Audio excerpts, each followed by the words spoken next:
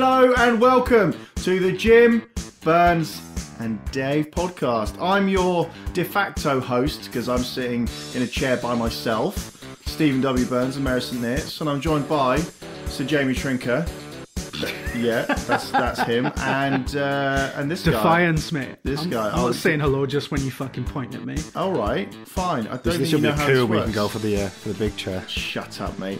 And David John Mills. Hello. Yeah. So listen, we've not got a lot of time because we've left the podcast at the end of the day because we've been doing actual proper work, innit? Like like people do, like real people out there. But we've been doing the work, so let's get on with it. What have you been up to, Jim, since we last spoke? What have I been up to? I've been up to loads of stuff. Yeah. So it's interesting stuff, though, not like, I ate a jam sandwich or... I haven't done that for years, actually. I might sort that out tonight. I don't like jam. I think jam is overrated. I don't get, keeping a pot in the house, keeping a jar in the house permanently. If it's one of your basic groceries that you finish a jar and then you buy one in the next shop, you've just perpetually got jam in the cupboard. I don't get that because it's not that good. Yeah, but no, it's not. every now and then, when you fancy some jam and bread, I don't understand it. It's an every now and then thing, though. It's not it's not a staple. Yeah, Yeah. like murder or drugs. Dave, what have you been up to? What have I been doing? I went back to the Promised Land up north for Easter. Oh yeah. So Dave, if you've not listened before, Dave's from the north. Despite this, he has overcome it and is now a real boy. He's living in London. He's made it. Yeah, so you went back up That's not going to get angry comments at all. So you went back up to fucking Dickhead Land. I did. Went back for Saints Wigan derby on Good Friday. Pissland. Sorry, the what? The biggest derby, yeah. Oh, the doesn't matter, no one cares fucking No, football, isn't it? that's the kick and clap one you're on about. Oh, okay, right. Sorry, that's rugby for anyone that's... And, yeah. Basically, whatever sport you're interested in, it always helps if you keep all members of your team on the pitch rather than 5 minutes in and get someone sent off, which is what we did. Made it a bit difficult. 5 minutes in? Yeah. But it was a good headshot, to be fair, but... But in the rugby, don't you only play for 20 minutes or something? Yeah, just about that, yeah. I had a little touch over. Yeah, because just a bunch of cows running into each other, but there's a ball knocking around in there. There's no skill to the game at all. There is none. I'm refraining from comment. It's just a bunch of cows, yeah.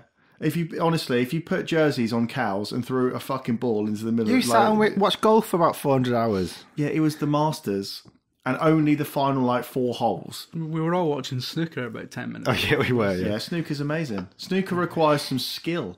That is true. Yeah. It's fucking boring, though. Yeah. I would say that most sports require some skill, to be Rugby fair. doesn't, though, does it? This is the thing. Yeah, Honestly. rugby doesn't require skill because it's all played by fucking geography teachers in their spare time, isn't it?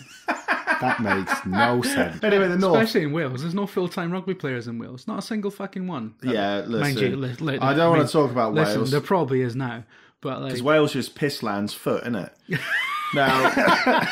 Now, Dave, so tell us what happened when you went to wherever it is you come from. Well, except that. I did that, then I went out with... you didn't just go up there to watch some fucking shite house ball, did you? Did that, went out with a drink with Mum and Dad, then met up with Dr. Mills in Liverpool.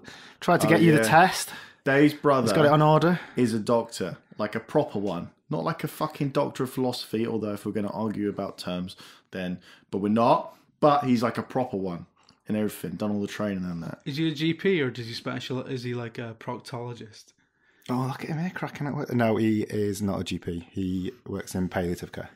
Right, exactly. Okay. So he's doing good. Yeah, he's not just sitting around. He's not a proctologist. He's not just sitting around coining it like all those other GPs, lazy bastards. Imagine being a proctologist though. It's like, what do you do? Just look at arses. I hope every now and then I might put my finger in one. I hope you're not besmirching the noble craft of proctology. No, it is a noble, and I've got a lot of respect. You're a man, so you'll need to go and see one of those guys very soon. But it's you're old as well. The whole thing is just what do you do? So every now and then I check a dude's arse to see whether or not he's dying. Yeah, and that's and then occasionally you have to deliver them the really bad news that they are not in fact dying. So Dave's brother is like a doctor, and I know a few doctors, and everyone I ask, they just look at me as if I'm mad. Yeah. But that's the person you like. Yeah, Ric it's Flair. because you rock up to them and you scream, "Get me on the test immediately," and Yeah, they exactly. wonder what they don't And then you have. follow it with a woo! They haven't got a Exactly. fucking clue what you're talking about. Excuse me, they fucking do have a clue. That's why all doctors are jacked, isn't it? So, yeah, listen. Man, this universe that you two live in with geography teachers as rugby players and Jack's doctors is quite an Geography interesting teachers are one. all on the test as well. Aren't mate. all doctors jacked? I don't know. But, Well, yeah. funnily enough, all the doctors are playing rugby in the spare time and all. So Yeah, of course they are. Of course they are. What have I been up to? Not a lot. Played some Pez. What? I've been watching Manchester United do some goals. yeah. That was good. They don't Was that usually... archive They footage? don't. or- Yeah. It was Premier League years, obviously. But yeah, they did that. And mainly, I've been working on my opus, which is a massive exploration on how The Thing and The Shining, by virtue of things that happen in filmmaking by accident, essentially, or they just happen because there wasn't the budget or it was the end of the day. Then they just thought, fuck it, shoot it and wrap it. On how those films, by design and by accident, have ensnared audiences for years and years and years. And like the characters within those films, they're unable to escape the paranoia of the worlds built around them. It's like The Shining, right? The conspiracy theories are unbelievable. Some of them are dreadful. They're mental. We watched one the other day, Dave, didn't we, about the money. Apparently there's a dollar bill or a $20 bill that Jack Torrance tries to pay the bartender with. But that is an old style American It's all about the Federal bill. Reserve and all that. And I can kind of go a little way on some of the Federal Reserve and gold stuff. But the thing about filmmaking and the thing about anything like that is how much shit happens by chance is astronomical. And after watching The Thing, I decided to go into a forum, because people have all these arguments about when did Blair become Thing Blair. Did he know that he was being overtaken? So Blair is the vet. Well, Blair and Carpenter even had this conversation on set. Exactly. And it's the same with the replicant Ford and Scott argument, isn't it? Where Harrison Ford for years was like, no, it's this way. And Ridley Scott was like, listen, mate, you're just in it. I made it. It's this way. But I find it fascinating that people, even when the developer, even when the director will say, it's this way, they're like, no. And there's these theories about The Thing that the organism can spread by one cell. So the movie actually kind of... Well, when the blood kind of runs when the blood away, it moves by suggests itself, yeah, I kind of get that.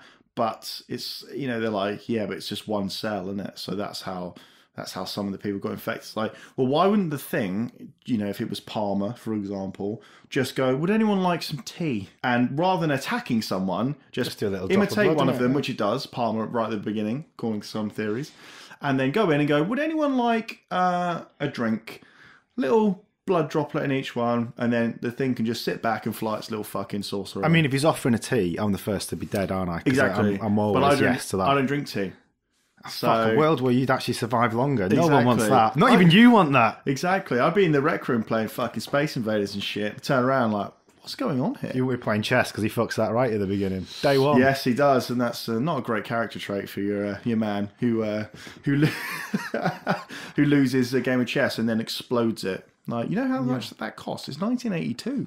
Yeah, Like- on the windowsill behind you, there was a broken DualShock 4, which you Yeah. threw across the room after losing a game of PES. Yeah. Do you know how many controllers I've seen him launch across rooms? Yeah. So what? What are you going to do about it? So no, I'm I'll just buy as many of these as I I'm want. just saying you're massively hypocritical. No.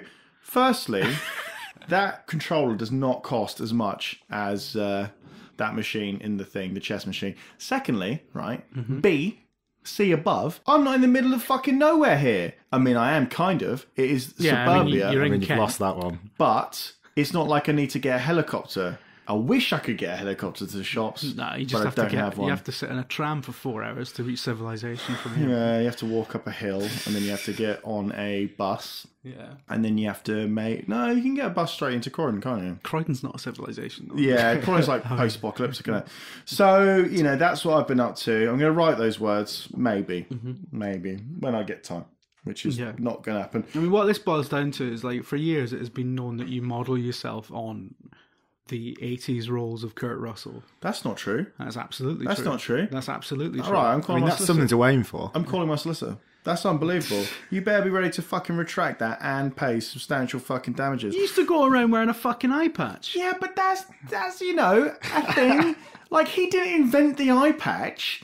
No, but that's where you got it from. No, that's where Kojima got it from, and then I stole it from him. By proxy, though, you're modelling yourself on Kurt Russell. I mean, that is like saying that because you like to watch fucking television, you're fucking modelling yourself on fucking Logie Baird and the other lad, isn't it?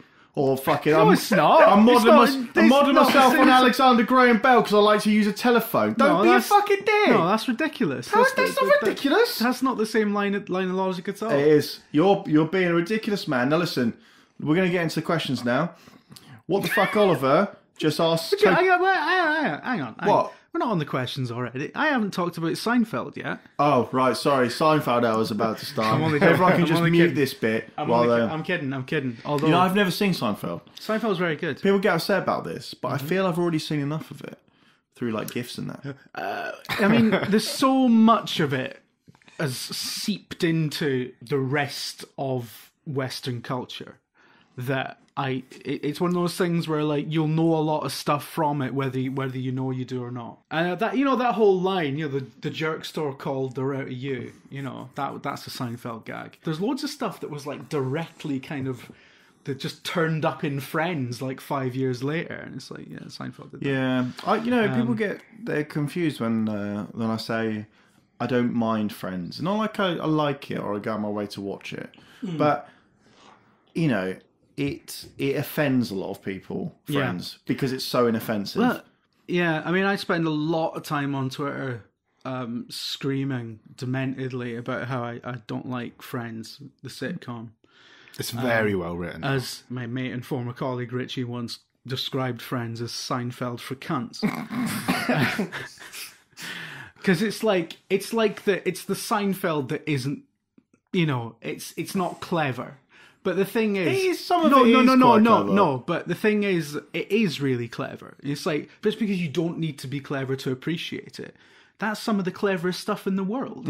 Like, and it's incredibly well written, and but it's like you're saying though, it's inoffensive, it's safe, it's never. Yeah, I mean, the thing rocking that any really boats. speaks for it is the fact that I've never ever once in my life sat down purposefully to watch a Friends episode, and I've probably seen 75% of them in 10 seasons. Yeah. And you can't really say that of any other TV that's show. because it's in syndication to the tune of about fucking $60 billion. There was So it's on that, telly every hour, every country in the world. There was. I mean, I haven't had an aerial plugged into my telly for about fucking 5 years now. But like, yeah, of course, mate. there was the wink, the old no TV. Everything I watch wink. is on Netflix or very illegally downloaded.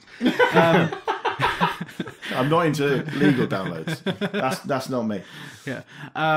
But there was that period, wasn't there? And sort of like from, kind of from when it was still on at the time when that started. But like E4, remember? Like, you would come home from work and there would just be 6 episodes of Seinfeld, 6 episodes of Friends on that night. And so it was like E4 was the Friends channel. So Still is. if you ever No, it's wanted, Comedy Central now. It's on Comedy Central. but I mean, there was a how mad did I thing. even know that? There's a mad thing, like when I saw the full kind of DVD box set come out. I think my sister-in-law bought it. And she paid like 170 quid for every episode of Friends on DVD. Yeah, remember when And I was DVDs were just like, mad expensive? It's just like, how... I mean, to be fair, Dave, there's like about 4 million episodes, but like it did come on the back of a fucking flatbed. But like... Had to come in through a window. but Like like your da. Hey! But as Dave just said, you can watch every episode of that show without making that much effort to. So I never understood why anyone would. But I think that's why it pisses people off. It's overexposure because like people got sick of it being on every evening all the time, and then people kind of got sick of it being a 90s sitcom and being like the arch 90s sitcom, the archetype, So, but when I'm not on Twitter and I'm screaming obscenities about stuff just for what I consider to be comic value, but other people take seriously, actually, Friends is quite quite a well put together show, and you can't really fault it too much for having goals and achieving them. It is. Now listen, I've been rewatching some Arrested Development, which is probably the greatest TV show of all I was time. waiting for you to just say some absolute shite out of Mob Wives season 4. I've been watching. It's actually a good TV show, Stephen. When we arrived, you were sitting watching the fucking Dear Deidre segment of This Morning. Yeah, I was literally because I've been getting into some real human misery because I like that in the mornings. It gets me going. Of Jeremy Kyle, and this one was particularly good. Misery's well good. Yeah, and then I was writing an email, and This Morning started, and I was just stunned. I couldn't turn it over. It was like in a tractor beam of like some ident for the preview of this woman who tells the future, reads the future thanks to asparagus. And I was like, there are people who sit in there right now going, wow, shit, me too. Maybe I should get into that. But yeah, I've been watching Arrested Development, and I can't believe I remember the first time I ever saw it. Guy that Dave and I know called Tom Stevens, who's thankfully dead now. No, he's not. I was going to say, is that true? No, he's not dead. He's definitely not dead. Okay. But I wish he was. He got it. I had never heard of it, and he had ordered it from America and on DVD, and they sent him 2 by mistake. So he was like, well, guys, this is really good. You should probably just take this copy to your house and watch it. And we did, and it's amazing. I don't need to explain it to you, but it only struck me on this rewatch that, as I've said to you guys before, that the family structure is almost identical to that of The Godfather, and it's like The Godfather but played for laughs. So they're all really wealthy, right? But then, they're declining in power. George Sr. is obviously, Vito Corleone. Michael, the best of the 3 children with each of some of their characteristics, and the person that has to take over the family is obviously Michael. Sonny Corleone is Job, the brash, hot-headed elder brother who can't run who actually can't be trusted to run the company or family. Buster is Fredo, obviously. It is a good parallel to draw. And Lindsay is Connie. Now Lucille, she's obviously I don't think there's any equivalent in. She probably actually Lucille is more like Connie in the 3rd Godfather movie. Like she's just operatic and is the matriarch of the family and hates everyone basically for inconveniencing her wealth and her family. And I was like, shit, it is just The Godfather but played for laughs. That's why it's the greatest TV show of all time, isn't it? That's the one. I mean, it actually is definitely one of the greatest TV shows of all time. Absolutely. Have you sat down and watched it all, Jim? Yeah. No, I've seen the rest. Yeah, I've not seen season 4 yet. You've not seen the Netflix one? Not seen. It finds its feet. It's a rough couple of first episodes because it's a different format, but then it gets back to hitting. It does mess around with the format a little, but it's one of those things where they brought it back, but they couldn't do exactly the same show again because 7 or 8 years had passed. Well, it's because everyone had gone on to be massive. It's quite cool that they got Michael Cera back though, because especially actually when Arrested Development came back. Michael Cera, I mean, now he's you could probably get him to do birthday parties, but at that time, yeah, he was in everything. At that time, that was like when his career was just coming off the peak, and he was a huge deal. So it's quite a miracle that they got him He is the involved. co-lead in the funniest first half of any movie ever, which is Superbad. That is true. It's just the funniest. That is first true. half. The second half of that film's fucking dog shit. Once the cops get involved properly, it's just when they split up. Yeah. But the first half has got cued laughter. Like you're still busy laughing about something happened 5 minutes ago, and you're like, if there's any more jokes, I just will never stop laughing until I die. That film pissed me off actually because I worked in a call center, and like a lot of people who work in call centers, you get really good at drawing penises because there's not a lot else you can do to take your mind off the fact that you work in a fucking call center. That's the thing about working in a call center. You need distractions from the fact that you work there, because otherwise you will just go insane. So and there was one point where it sort of came and went as managers' policies got more and less draconian over the years. But there was one point where everyone was playing fucking Mario 3 on a SNES emulator Wow. while we were taking calls for the government, Just, hang on a minute. Just need to do a save state here. Yeah. Imagine it with switches now. Yeah, Just yeah. Oh yeah, under the God, table. yeah. So, but then there was a point where they just fucking clamped everything down. They even uninstalled Minesweeper at one point, which was the point where like there was a mental health crisis in the office. Like I'm genuinely you've got triggered one. Like it's like you can't treat people like that. They're not you're not a phone call factory. You need things to do that aren't that. Anyway, Don't know. You are being paid to be on the phone. yeah, but it's a bad job, isn't it? But Yeah. yeah, so like I would draw dicks a lot, and they would become more and more elaborate. And exactly as those drawings you see, like when people saw that film before I don't think I saw it until it came out like for rental like months later. But when people went to the cinema to see that film, I would get fucking texts from them being like, "You got to see it. One of these characters is you." And like. But properly, like, I would do an 8-hour shift and it would be like one drawing of a dick that was shaded and it was driving a car over another dick or something, My favourite one, I drew about 20 different versions of it, was a giant kaiju-sized penis attacking Tokyo. Fuck's Wow. sake. Did you sign them from the bottom? No. I think I've still got them somewhere. Trinker 13. I think I've still got them somewhere, and it was always, again, Richie Morgan, esteemed ex-colleague Richie Morgan. We worked in the same place at the time, and there's loads of him being drawn with like a 17-foot penis, and it being caught in stuff, like getting run over by buses. What is wrong with you? And getting wrapped around like...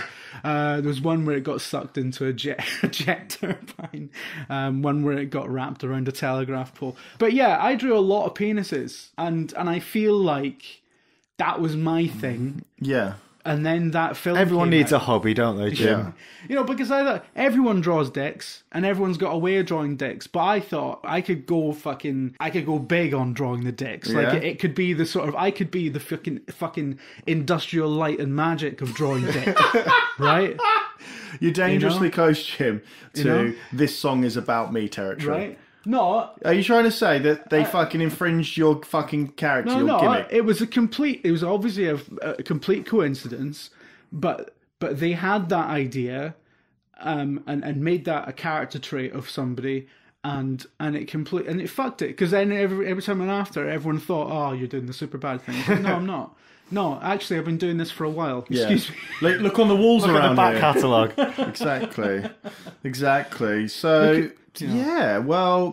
so in a bit of news, well, it's not really news as such, but some of it is. There you go. It's little news. So SNES Mini has been discontinued, much to the annoyance of loads of people, which I obviously find fucking brilliant.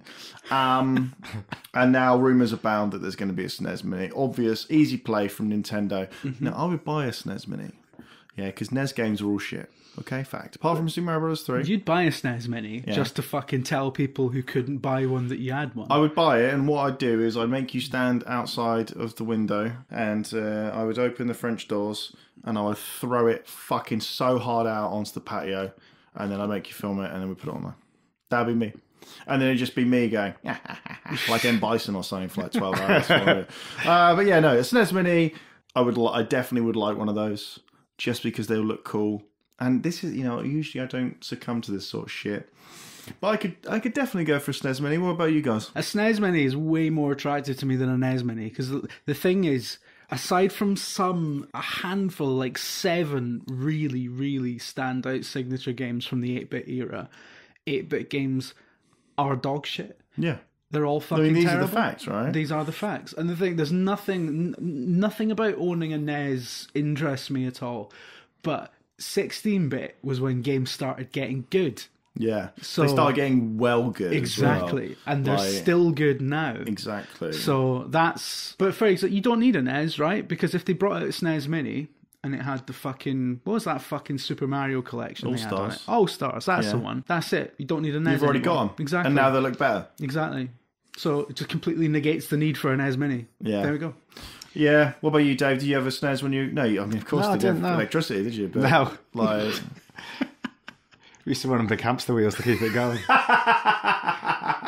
No, I didn't have How a many years SNES. of this have you had now? 12? Oh, yeah, 12. 12 years, yeah. Really? Do you know what year it is, guys? Actually, maybe it's And the more. fucking rest. Oh, shit. Right. Answer the question.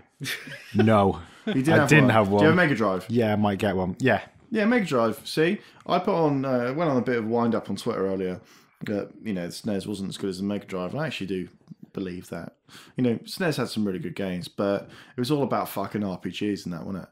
Oh, I'm exploring a town. Oh, there's a heart in a chest or some shit. Whereas the Mega Drive had loads of fucking awesome games. It The had Mega Drive was all about fucking, like... smashing his fucking cunt out of smashing people, wasn't it? fucking shit out of everything. Yeah, exactly. And the screen going mental because it was running at 1 billion frames a second. Exactly. Yeah. You play Streets of Rage, the original. Yeah. You press A, and the fucking coppers, who are obviously all corrupt anyway, would fire a fucking rocket into the people you were fighting. I mean, you just didn't get that on the Super I mean, NES. it was 2017 simulator, wasn't it? Exactly. You just don't get that. In fact, on the actually SNES. thinking about it, I mean, what are the most prescient visions of the future from the past? It's fucking RoboCop and Streets of Rage, isn't it? Yeah, That's it. exactly. People hitting bins to find like apples and that to eat. Yeah, I've seen a guy doing that. It's just life, now, Exactly. And isn't it? sometimes there's money in there, which is odd, but then sometimes there's an entire roast chicken, which is amazing. So whenever I walk past a bin now, I give it a fucking massive kick. Just to see if there's a roast Exactly. You chicken. hit it with a baseball bat until the baseball bat breaks. Exactly. And then you got chicken. So, There you go. And Am I wrong? that's going to be the queuing system in KFC at some point. After 2 years of Brexit Britain. Mate, it's already in that in Chicken Cottage. Exactly. Yeah, I love the Mega Drive. I got a SNES as well a couple of years later, You fucking prick. and I just thought, meh. When I was a kid, I was an Amiga kid. Yeah. And I had an Amiga 1200, which Oh, was fucking... posh as fuck Amiga. that is so Tory, mate. Most people had a 500 or a 600, Yeah. the shit ones, and then it's like when you Got say 1200, you're sitting on the Yeah. front benches, mate. when you say listen, I had a 1200. Mate. So I had a 1200. I fucking loved that machine. So but you always it was like the whole PC gaming thing back then, though, wasn't it? It's like you had your proper computer, but you couldn't get your fucking mates round to play on that fucking thing. It was built into a keyboard. Like you wanted a Hey, proper. the Mega Drive and You get the old joystick. ports, innit? Oh yeah, they were intercompatible. Yeah, but you needed a proper console as well. Yeah. Otherwise, everyone just thought you were a fucking nerd. Was that Zulu? Was that on that one?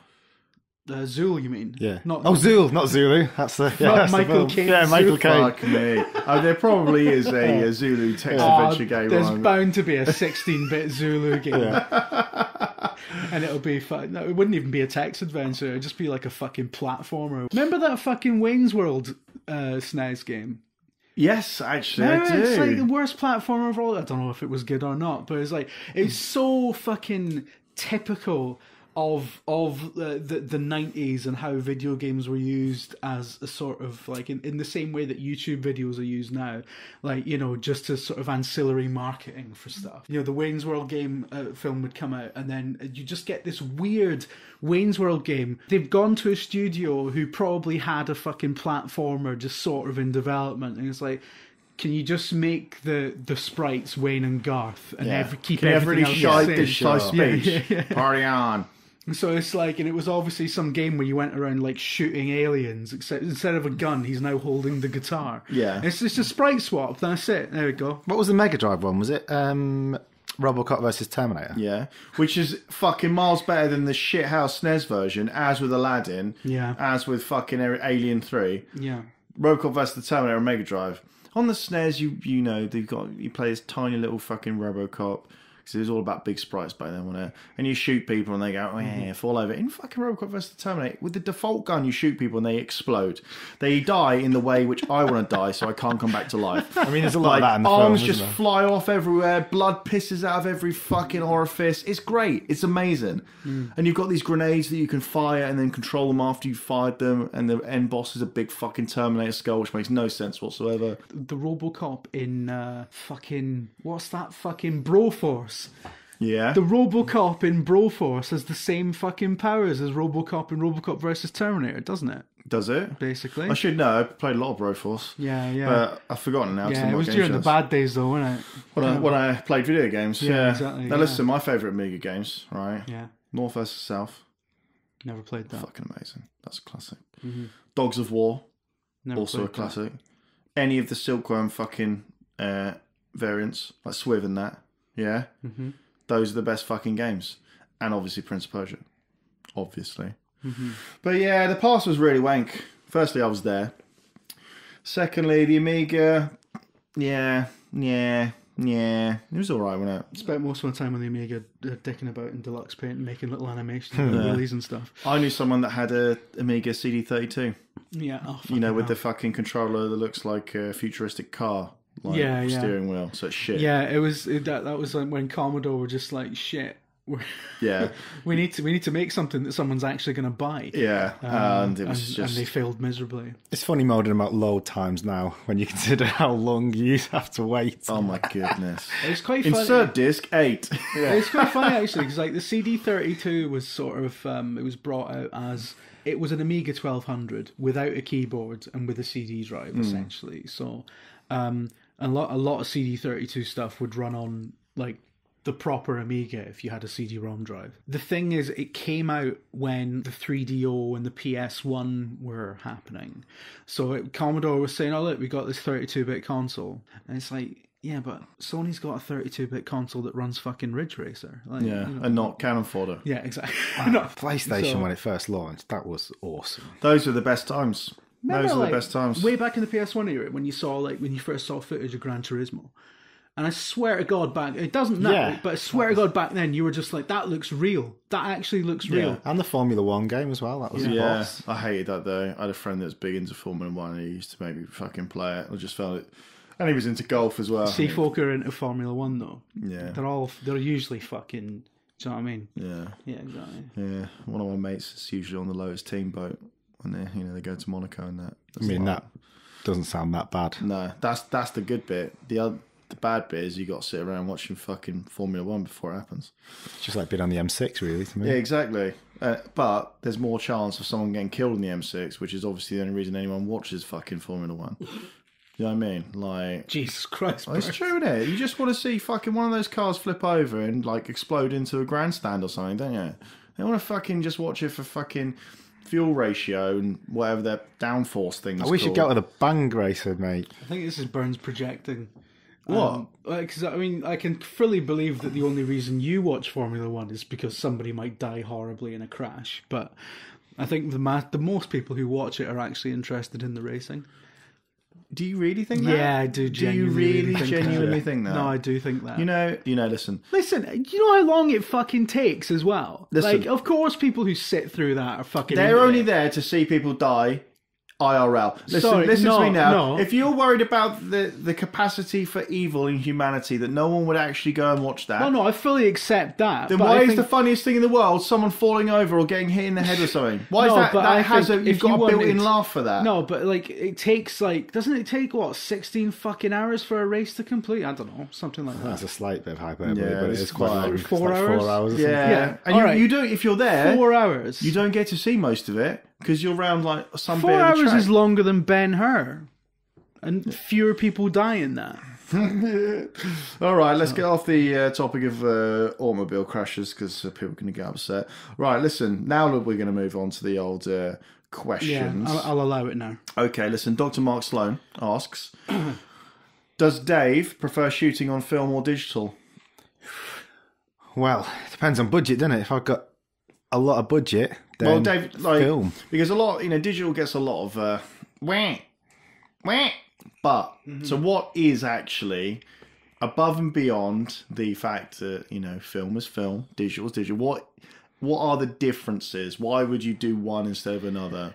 Digital would free you up in the sense that, so if you're doing a documentary, I don't think you would ever shoot a documentary on film now. Right, we're shooting a documentary on film now. just to fly in the face of it, because you can just shoot for hours and hours and hours, and it doesn't cost as much in terms of like to continually shoot on CF cards, whatever, as it would to do on film. But I think that actually, if you're talking about a big like movie production, I actually think the costs level themselves out in the end, because you have to pay for digital imaging technicians and backups of all your digital stuff and proofing all of that all the way down the line. So although it's more expensive to buy film initially, I think that the back end of digital is probably just as expensive as film. And just human skin looks better on film. The textures look better on film. Stuff like wide vistas of scenery and stuff looks better on digital. So yeah, if someone said to me, you've got infinite money to do whatever you want for a film, I'd shoot on 35mm, and then any like big sweeping scenery shots I'd shoot on an Alexa or something like that. Look, there you go, see? You don't get that elsewhere. People will go, yeah, but George Lucas did the old fucking digital, didn't he? Fucked it, cunt. Yeah, so I would always prefer to shoot on 35mm. And we're going to do a Let's Play in 35mm. That's going to happen. We're going to do a Let's Play. This is a plan we have. We want to do the most expensive Let's Play ever produced. So we want to shoot it in fucking 35mm. It's going to be super widescreen as well. And even the game footage is going to be fucking telesened onto 35mm. So I've been saving 35mm footage for years in the aim to make like my own feature film one day, and it's just going to go on Burns going like, oh, Sonic the Dark Chronicles is well good, isn't it? I keep promising that we're going to do a Let's Play of we make Burns play Snake Pass, and that'll be the 35mm one. The biggest waste of fucking just massive close-ups like. So how much is it going to be to process this? It's going to be 3 weeks, and it's going to cost 40 grand. Oh, okay. Yeah, but good 40 grand. All right, Dr. Fist asks, Fast and Furious had a huge opening in China, as did Jurassic World. Do you think China could be a big audience to appeal to soon? It already is gigantic, and indeed some movies I have read have not entirely different versions, but some of them are altered significantly for like, so they'd like have different inserts, different bits of plotting. Oh, really? I know they sometimes drop certain things because it doesn't play well in other territories. Yeah. Didn't that happen to the Red Dawn? Wasn't there an issue with the new version of Red Dawn where they thought it wouldn't play well non-domestically, and so they changed a lot of the plotting of the movie. Really? And I think they had to change who the actual enemy was.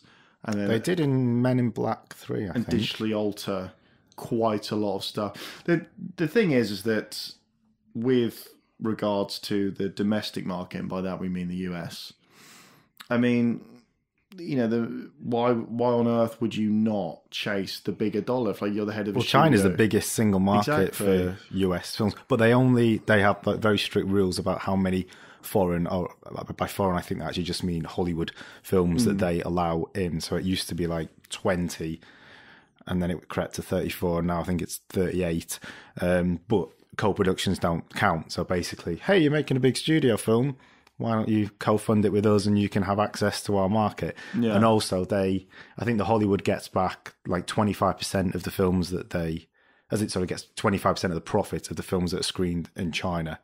And China keeps the 75, whereas most of the places I think is about a 50-50 split.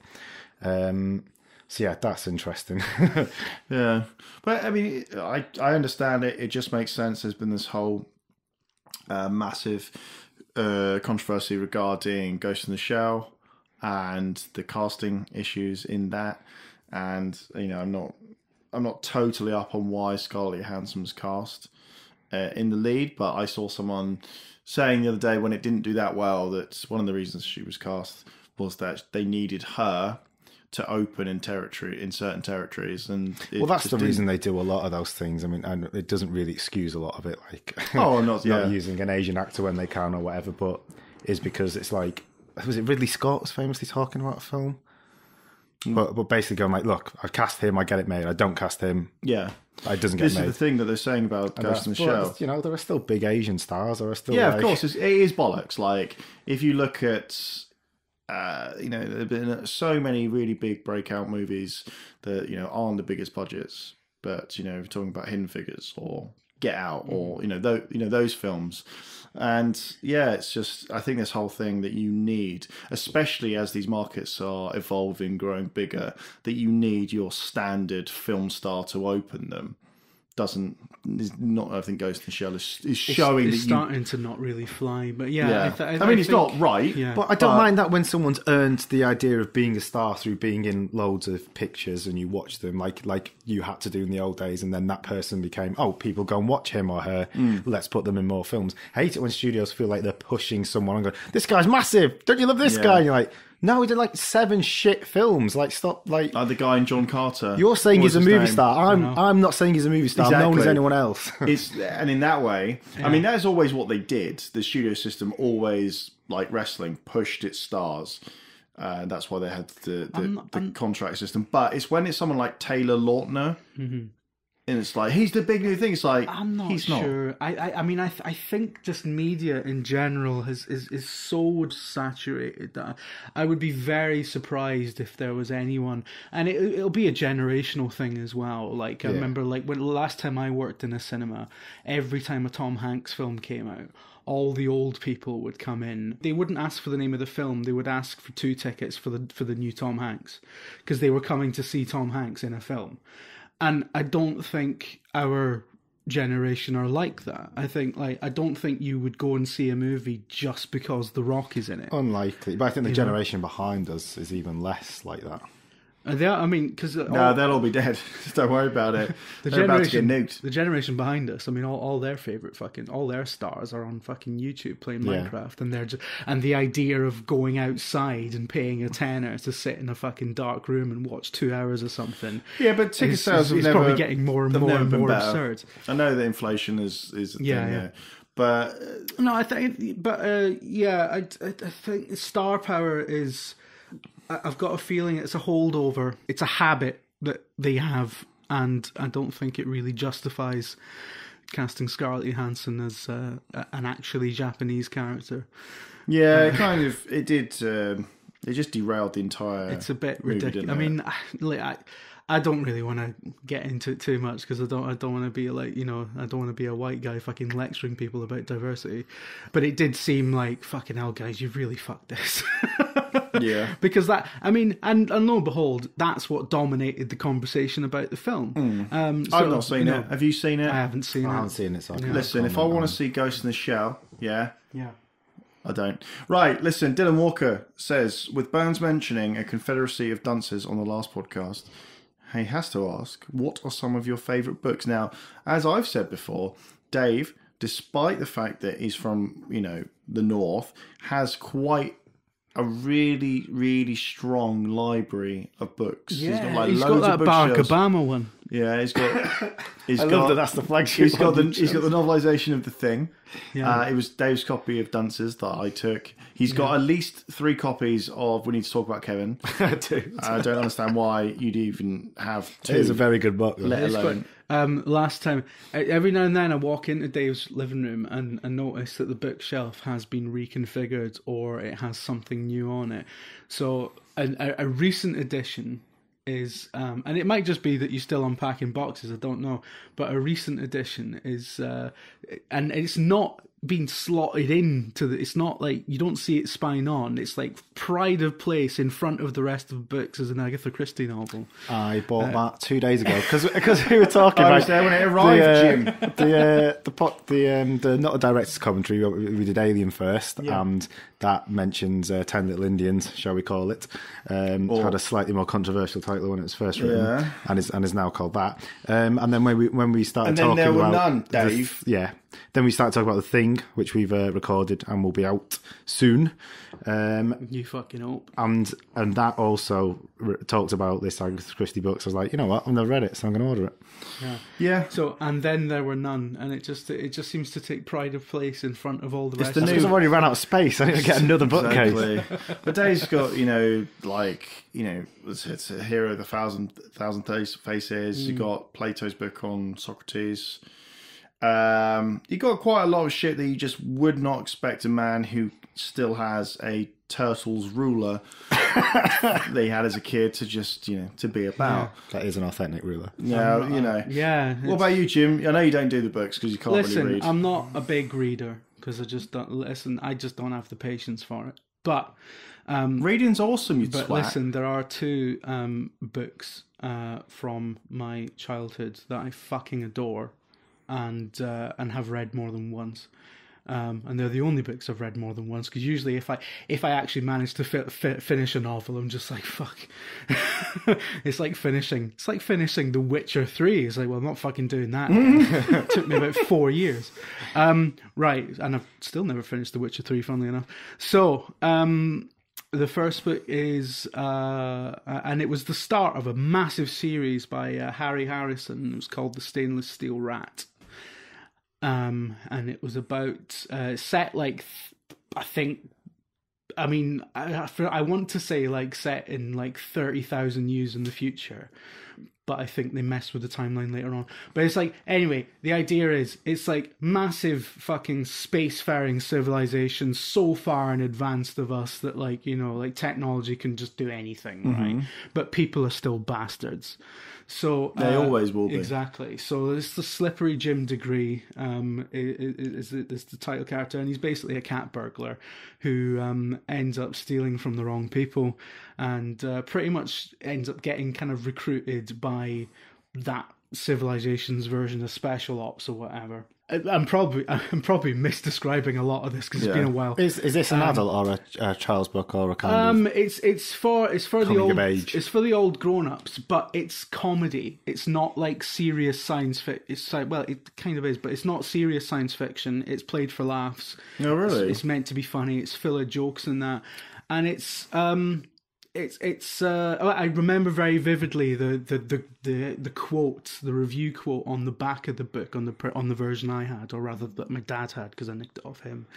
The quote is Harry Harrison is the Monty Python of the spaceways. So that gives you a sort of sense. Why don't you read Douglas Adams' Hitchhiker's Guide to the Galaxy? Because that's a similar. Because the definitive Hitchhiker's Guide for me is the radio version, so I don't feel the need to read it. No, the film version's the best, isn't it? What are you talking about, you cunt?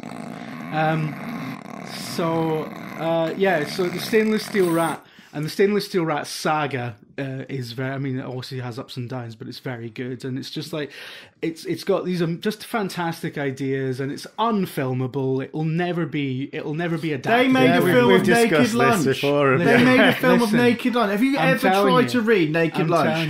It is an affront to the brain. Yeah, it's unfucking film. It's unreadable.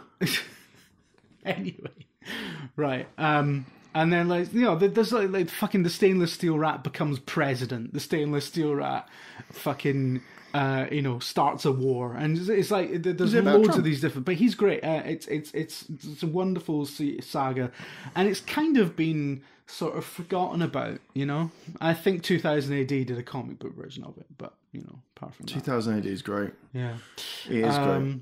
But aside from that, also my other favourite book is you're gonna hate me for this, but Heidi. It's Here we go. Terry Pratchett's Colour of Night Magic. Watch, which is one of the Discworld books, which was about the City Watch. And it's like a time travel story, and it came out around the same time as Life on Mars, and I think it's the best Discworld book. It was you know, and he did a lot of really good. He did a lot of shit ones as well. Let's face it, but like, it's a fucking brilliant story about a man essentially doing time stuff. Amazing. Yeah, thanks. That sounds. Do you not brilliant. like classic science fiction though?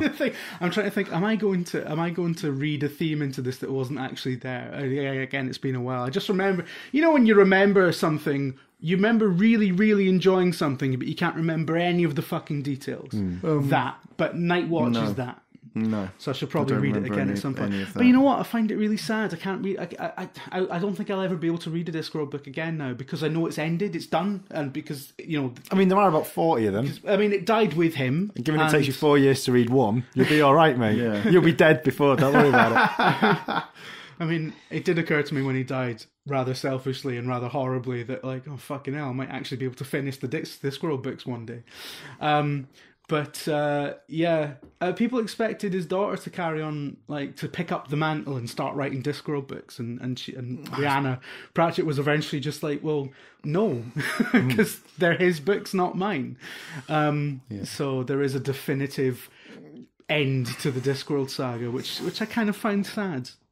No, it's not sad. It's sad. It's not sad. Things have to end, you fucking idiot. No, I know, but I You haven't even finished the series yet. But it was such a constant in life that Terry Pratchett was always writing fucking 3 Discworld novels. I'm sure he was bringing out 2 a year at one point. And then when he got ill, it slowed down and started doing started doing stuff like he started writing in chapters, for example, which previously the Discworld books weren't written in chapters. It was just... I've never read one. So they were just words. And... just a stream of words. Yeah, and, and you kind of want... And I never read anything about why that might be, but it did occur to me that, like, if you have the sort of neurological condition that he had... Everything is tiring, right? Everything is exhausting. Just having thoughts is exhausting, right? So you kind of think to yourself that, like, well, obviously, I mean, writing in chapters is just more manageable, And I get the impression that's kind of why he started doing it when he hadn't previously. Don't know. I've never read any Pratchett. I think it's. I don't think it's sad. I mean, it's sad that he died, but the fact that Discworld ends is not sad in and of itself. But I think it's nostalgically sort of sad because, like, it was such a constant of life that these books were always coming. And, it's like when you get to the last slice of pizza.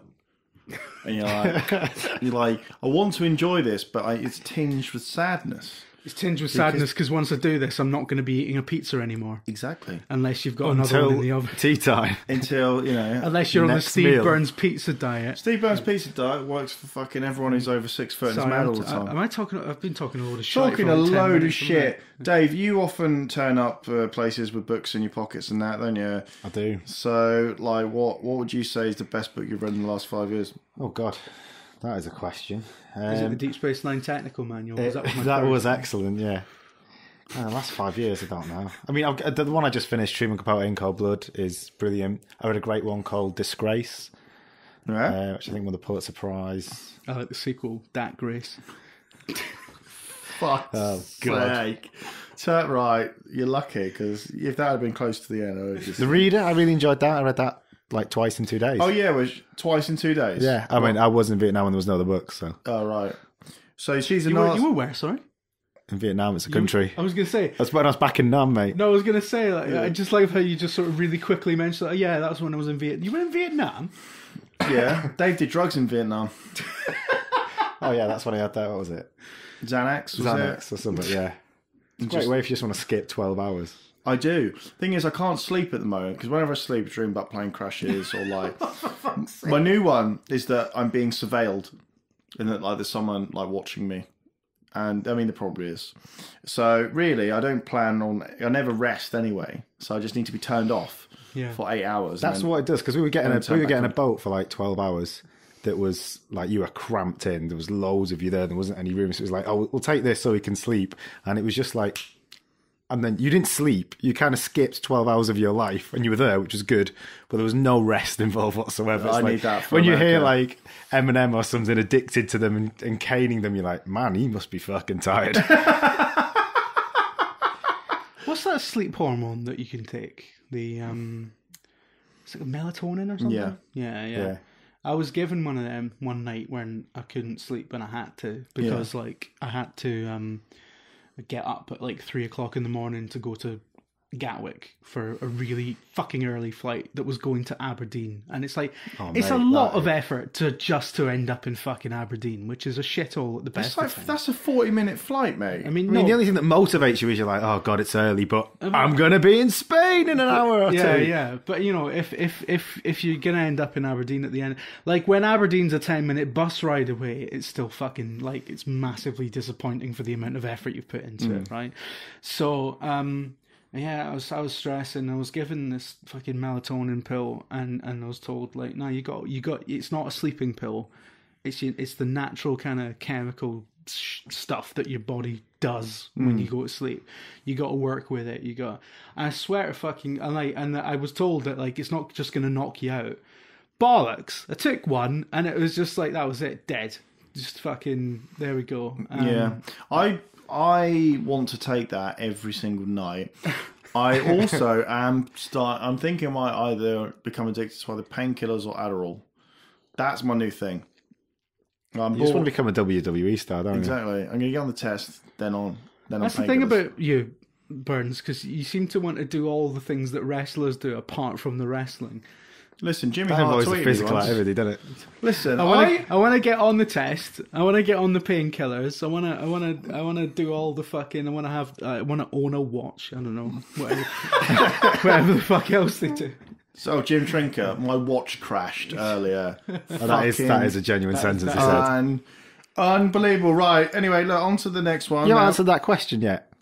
What? What's yours? Favourite books? Some of. Listen, I can't read. That's the Communist Manifesto. listen. Generally, so Dunces is amazing. What have I been reading?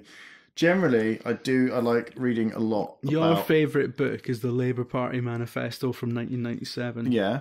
All I'm saying is... Tony Blair, The Glory Years. That's a good one. All I'm saying is I recently watched a movie with a character called Blair who is given great responsibility and ends up going mad and smashing up the entire place. And I also... books. Dunces is amazing. Generally, I read a lot of non-fiction. It's like history stuff. Big Hollywood and Los Angeles history.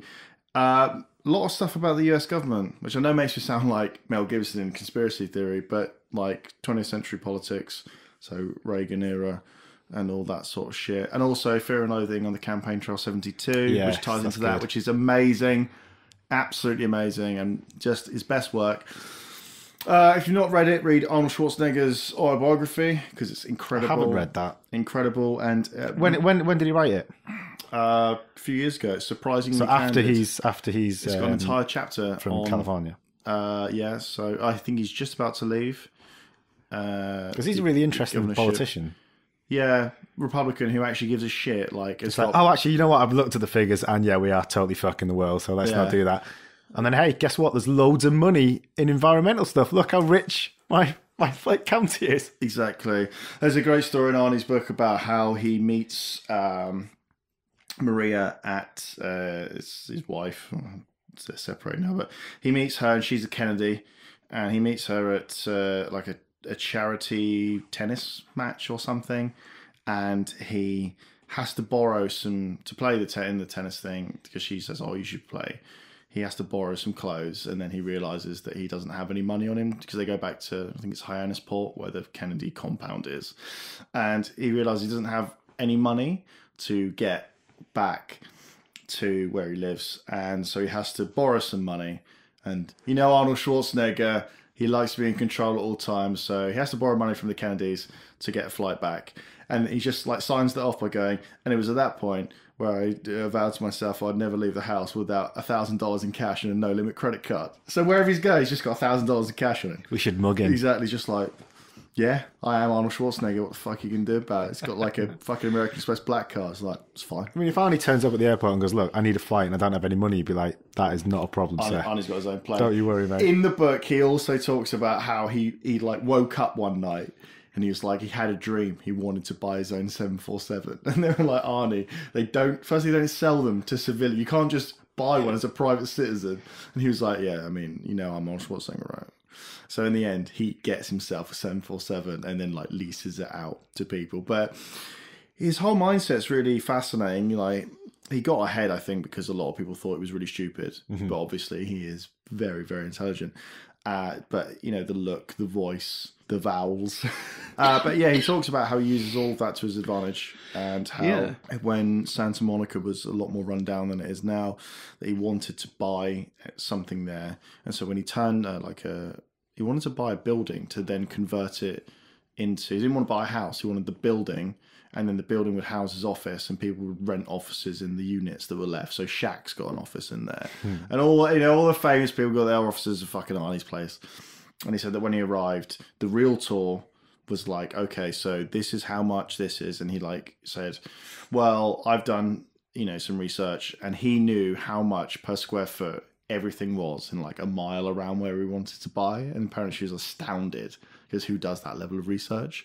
He was like, my main mission with money is I turn $1 into $3. That's the goal. That's it, in, you know, minimally in its micro form, 1 into 3. And when you think of it like that, it's actually a lot easier to accomplish than, you know, I'm really poor, I need to become a millionaire. So when you go 1 into 3, how do I do that? Do I invest it? Do I spend it on something that can then generate more? cash or, So yeah, it's a fascinating read. And check it out. Do it. He really is a smart man, though, isn't he? Oh, he's fucking amazing. I mean, look, he does talk about some of his faults, shall we say, like he could be cold and distant. Yeah. I mean, not to his own kids, but to his. He's been a massive prick to a lot of people. Arnold Schwarzenegger. There's I think the chapter on his his son. Mm-hmm. I think it's called The Secret.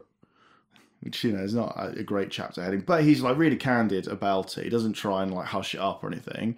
He says, this is what happened, and maybe in a bit more detail than you would ever imagine. Mm-hmm. He's like, and then I was in like, and then I got my dick out. Well, he's like, I was in the laundry room, and so was she. And I was like, whoa, wait, Arnie, like we don't need this level of detail. Like your wife doesn't need it either.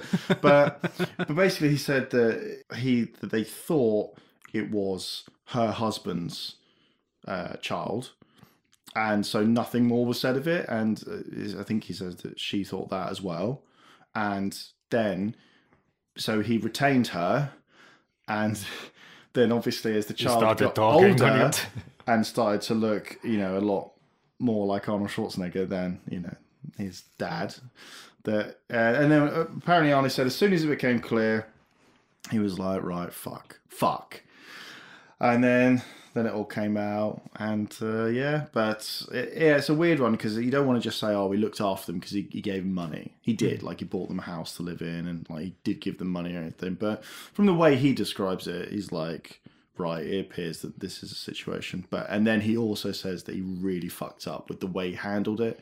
So he doesn't go, he's like, nah, I really, really fucked this up to the max. But yeah, so it's not like one of those, really whitewashed. Oh, and Arnold Schwarzenegger's amazing, like, and it's ghost written, but it really does sound like him. It really sounds like he wrote it, which I suppose is testament to how it. And yeah, so another book I just finished recently was Powerhouse, which Dave, you need to borrow from me, about creative artists agency. Oh yeah, I do. In Hollywood, which is incredible. Yeah, because you read a lot of non-fiction, don't you? I tend to be more fiction. Yeah, because fiction's a load of shit. It's all made up. Wow. Honestly. This is going back to actors are just paid to lie. Yeah. I did get indignant about that. Well, when you talk about the reading stuff about the US government, it just reminded me of a conversation we had back in the bad old days, when we were talking about the difference between US journalists, US games journalists, and British games journalists. And it's like, British games journalists all think they're fucking Chris Morris, and US games journalists all think they're Robert Redford and All the President's Men. They think they're Woodward and Bernstein, don't they? They really fucking do. Yeah, and finally, what the fuck? Oliver asks, cocaine. Absolutely, send it to the usual address. Anyway, so no, don't do drugs, kids. Obviously, well, don't do it while you're a kid. I mean, Anyway, listen, we've got to go because we got. What time is it? Oh, it's after 6, lads. We got stuff to do. We got to get into tuxedos. We're not farmers, and but thanks for listening. You can grab us on, at Jim Burns Dave on pretty much all of the Squawk boxes that you like. Yeah, and get it all followed and subscribed, because then we can do more cool shit, and then we can do our documentary. Listen, we need money. We need £10,000 to do The Return of Burns. I go to Scotland and I interview people about fucking Rabbi B. Yeah? About the guy that wrote all that shit poetry that no one gives a fuck about. So it's Burns on Burns. Yeah. And we want 10 grand to make it. And please get in touch and register your interest. I mean, if you're a big investor who can just give us the 10 grand, because we're not dicking about with that fucking nonsense where people take like a fiver off 1,200 people. No, I'm not doing that. Like, no. I'm staying in like a real hotel up there. Yeah, not exactly. in like a log cabin. So, the whole premise is you're going like camping around Scotland. Can you imagine you in a tent? I've stayed in my fair share of tents. Excuse me, I'm not fucking camping. Exactly. Especially not in Scotland. No, I've not stayed in the tent since I watched Jason Goes to Hell the final Friday. Yeah. And that woman is killed while she's having sex with like the tent pitch thing. Goes like through Don't the tent. have sex with a tent pitch thing, Burns. You'll be all right. No, she's not having sex. Right, anyway, listen. It's 10 fucking grand. I want the money to go to Scotland and do the talking about Me! No, him! But he's got the same name. But All yeah, right. yeah, it's 10 grand for a joke. It'll be like The Trip, yeah? Yeah. But in Scotland. Yeah, I mean, we want Burns to sit down with like actual English professors and stuff, and just be Absolutely. like, Well, are you going to not crack out the English- immortal fiction not line there? English professors, Yeah. professors of the English language, Yeah. in Scotland. Yeah. So I'll give you a preview of one of the jokes, right? Basically, I sit down. Okay, imagine this is the trailer. You have to imagine the pictures in your head, right? I sit down and I say, we're here to talk about Burns, yeah? And then he reels off all this shit, and I'm like, wait a minute. I meant me. Yeah, the real one. And then when they say, well, what have you ever written? I'll be like, awful. And then we'll just take it from there. Yeah. You'll just be screaming, buggy like Mothercare. Exactly. You'd be saying, like, did Robert Burns write anything as clever as Buggy Like Mothercare? He didn't. I've read some of it. It's shite. It's all about women in hats and fucking other shit. I don't know, like New Year's. Remember that one you...